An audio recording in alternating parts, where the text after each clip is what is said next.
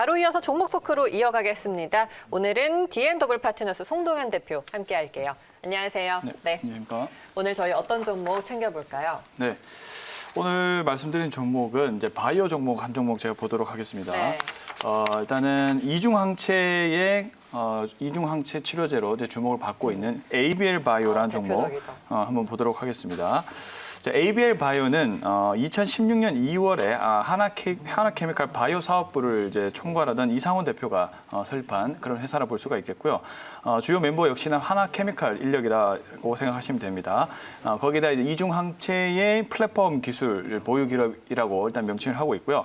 이중항체를 통해서 이제 파이프라인의 확장과 기존 기술의 한계를 극복하고 있는 그런 회사다라고 일단 보시면 좋을 것 같습니다. 네, ABL 바이오 우리가 이중항체 대표적인 종목으로 이미 시장에서도 많이 주목을 받았고 주가도 많이 올라왔었습니다. 최근에는 조금 이제 쉬고 있는 제약 바이오 섹터인데요. 이중항체라는 게 정확히 어떤 건지 좀 궁금한데요. 네.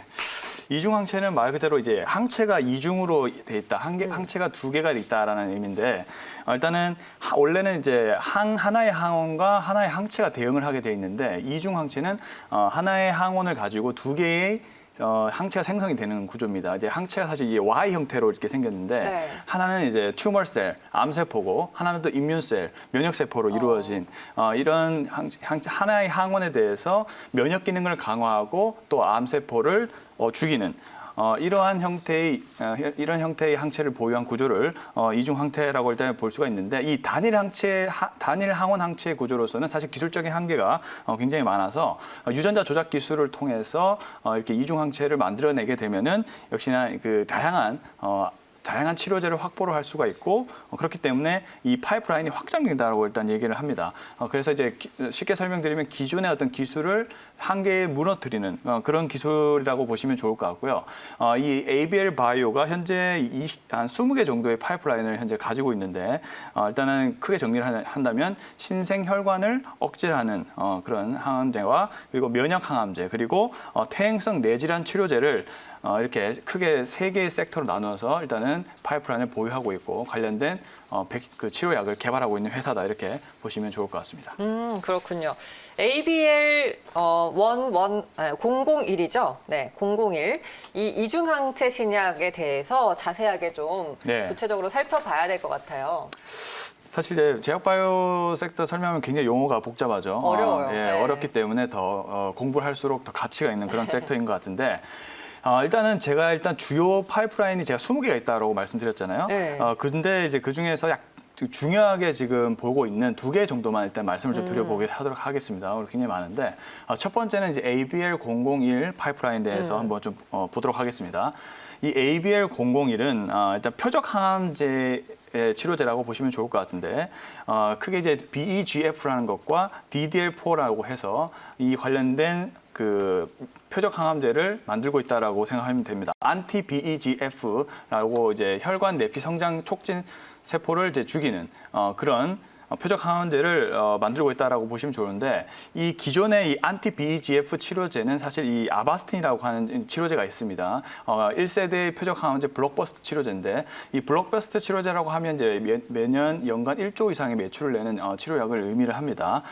근데 이 BEGF가 기존의 아바스틴 쪽은 내성이 조금 있다라고 일단은 이제 그런 부작용이 나타나서 ABL 바이오가 만들고 있는 이 BEGF 치료제에 관련돼서 내성을 극복하기 위해서 이 ABL 001이 지금 개발을 되고 있다라고 보시면 좋을 것 같습니다. 이 혈관 형성을 억제하는 이 BEGF와 그다음에 관류 저해를 시키는 DDL4를 동시에 억제를 함으로써 이제 강력한 이제 신생 혈관 억제를 활성을 갖도록 하는 그런 이제 치료제라 보시면 좋을 것 같은데 이 암세포라는 것도 일단은 뇌에서 구분을 못해서 암세포가 생성이 되게 되면 어떤 영양분을 계속 흡수를 하게 되잖아요. 그렇게 되면 자꾸 이제 신생혈관을 형성시키게 돼 있습니다.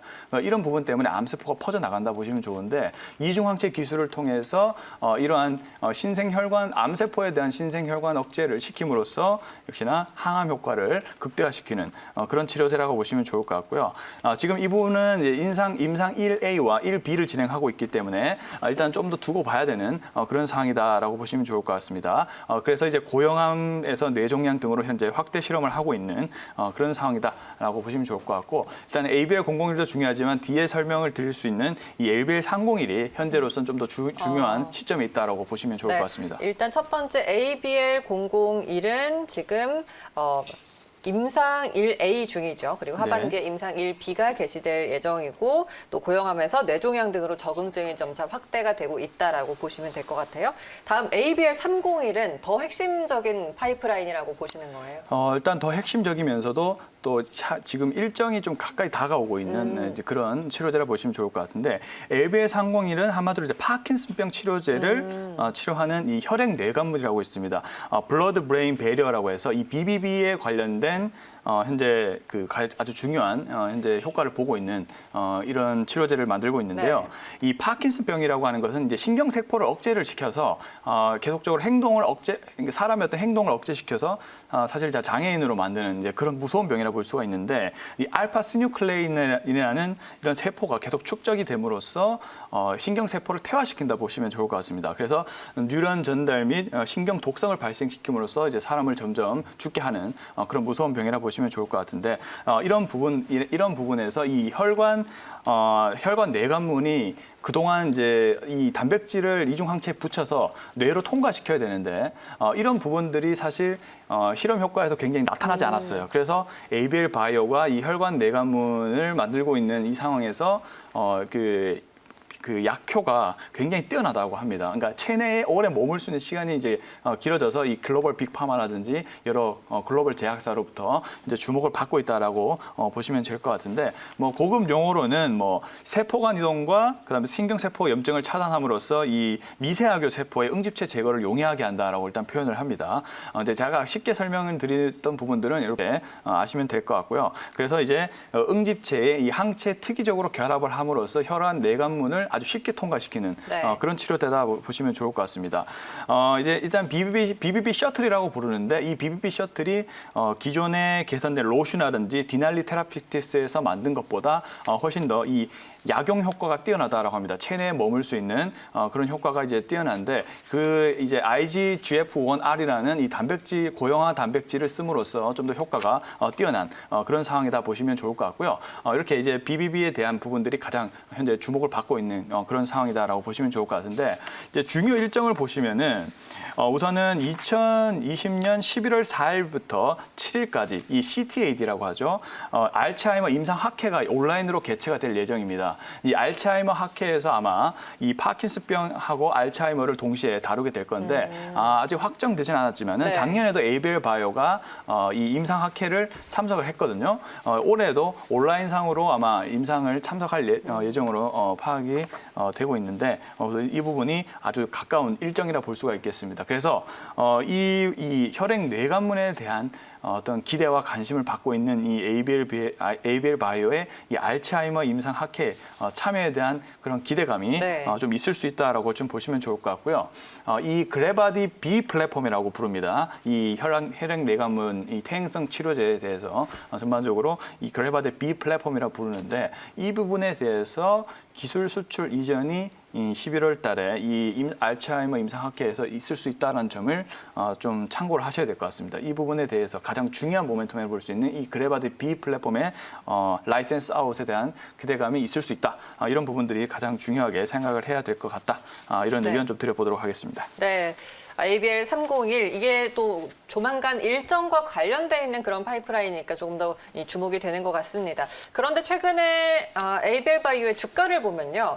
10월 들어서는 좀 잠잠하거든요. 우리가 소식을 기다리면서 미리 좀 들어가 볼 타이밍일까요? 네. 물론 이제 저는 사실 제 매매 패턴으로는 사실 좀 올라갈 때 매매를 하는 편인데, ABL 바이오 같은 경우는 약간 이 11월 달에 임상 발표를 할 수도 있고 안 할 수도 있기 때문에, 하지만 연말로 가면 갈수록 이 그래바디 B 플랫폼에 대한 기술 이전에 대한 가능성은 굉장히 높다라고 판단이 됩니다. 그런 관점에서 본다면 현재의 주가 위치는 박스권 하단 부분에서 현재 주가가 형성이 돼 있기 때문에 일단은 초기에 매수를 하실 분들에게는 좀 기회가 되지 않을까라는 관점을 좀 가지고 있습니다. 현재 지금 여러 가지 대외적인 이슈 때문에 거래 대금이 부족해요. 현재 전반적으로. 그런 상황에서 ABL 바이오도 한때 좀 주목을 받다가 최근 들어 거래 대금을 보시면 굉장히 없다라고 보실 수가 있습니다. 하지만 뭐 어떤 특정한 매물이 빠져나오거나 그런 흔적이 없고 다만 이제 그 어떤 일정을 기다리면서 거래 대금이 없을 뿐이기 때문에 이런 박스권 하단 부분에 위치했을 때 일단은 초기 진입을 하실 분들에게는 굉장히 유리한 가격대가 아닐까라고 일단 판단이 되고 있는 상황입니다. 그렇기 때문에 현재 이런 박스권 하단 부분에서 지금 정확히 하단 부분을 계속 보통 보시면 7월 13일이라든지 8월 24일 등등도 이런 가격대에서 이제 형성이 되고 있는데 여기서 양봉 하나만 더 나오게 된다면 확실히 추세 전환을 좀 해줄 수 있다라는 그런 관점이 나오게 되겠죠. 이런 부분을 기다리시면서 펀디멘탈이라든지 이런 부분들도 좀 확인이 되고 있는 부분들이 있기 때문에 현재의 어떤 자리에서 주목을 해주시는 게 중요할 것 같다라고 볼 수가 있겠고요. 또 다가오는 학회에 대한 기대감이 또 있기 때문에 이런 일정에 대한 부분들도 참고하신다면 지금 자리가 좀 매수를 할 수 있는 기회가 아닐까라고 일단은 판단합니다. 그래서 정리를 한다면 중기적인 관점으로 좀 보시되 박스권 하단 근처에서는 분할 매수 관점이 유효하다 이런 의견 드리면서 ABL 바이오를 한번 정리해 보도록 하겠습니다. 네, 알겠습니다. 오늘 이중항체 대표적인 종목 ABL 바이오 자세하게 분석을 해봤습니다. 송도현 대표 말씀 여기까지 드릴게요. 고맙습니다. 네, 감사합니다.